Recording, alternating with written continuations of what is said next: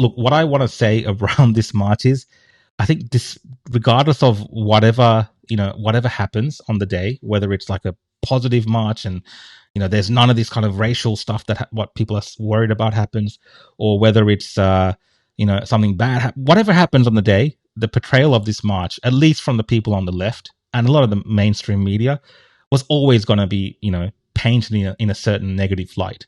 Like that happens naturally anyway. You're already seeing them setting this up.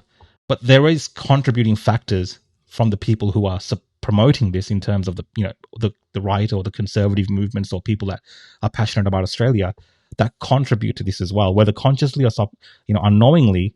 They actually contribute to this with the way that they talk about this particular thing, and of course the media and other people are going to pick up on this and run with it.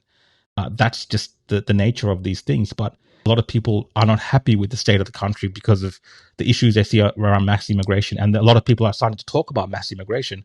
Well, the perfect thing to stop people to talk about it, right, to make people stop talking about it, is to associate it with some type of extremism. And that is unfortunately what is happening at the moment. And that is what these type of extreme groups allow for the media, the government, and other commentators, left-wing commentators especially, allow that to happen now because they have the optics for that. But these people aren't thinking all the way through, right? This massive groundswell of support you've had for people speaking up against mass immigration is now being funneled into Nazism and extremism. And it's being done very easily. Like, it's not even sophisticated for people to do it. It's very simple. Now, I see through a lot of it, and I don't believe the people that want to go to this march overwhelmingly support this type of Nazism type NSN stupid extremism, right? I don't believe that's whatsoever. They're just average, everyday Australians that are just sick of what's going on in this country. They don't like mass immigration. They don't like the way the country's changing, and they want to make a stand for it. And they want to, fly the flag proudly. They don't agree with this Nazi stuff. But these extreme movements allow for governments and other institutions to funnel everyone into this same spot. And we've seen that they do it. You can say they will do that regardless, so it doesn't matter. But this just makes it way too easy.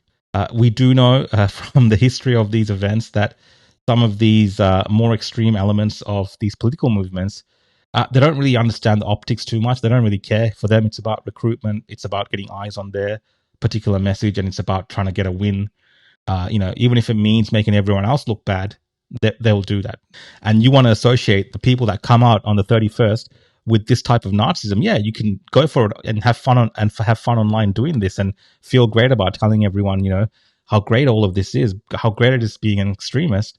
But at the end of the day, it's just going to poison the well. It's going to make everyone look that way. And opportunists in the media on the left are going to take advantage of this. And you're just making it easy for them. You're just giving them an easy win. And, I don't think there's anything smart about it. It's actually quite stupid. But having said that, I think people overwhelmingly, like I said, support what they want to do on the 31st, which is to march for Australia against things like mass immigration. And, if the right amount of people turn up, and if people have the kind of right sentiment and the way that they carry themselves on the day, and, the optics on the day is good, then it's going to be a positive thing for, I believe, for Australia, and something like that could potentially grow into something bigger. If, for instance, it becomes like the women's rights rally where we had, women in Australia trying to get together, Moira Deeming and everyone else there trying to get together and talk about women's rights, right? Something that has nothing to do with these Nazi groups, and these kind of Nazi groups turned up and hijacked the whole thing, then it doesn't turn out well because optically it looks bad.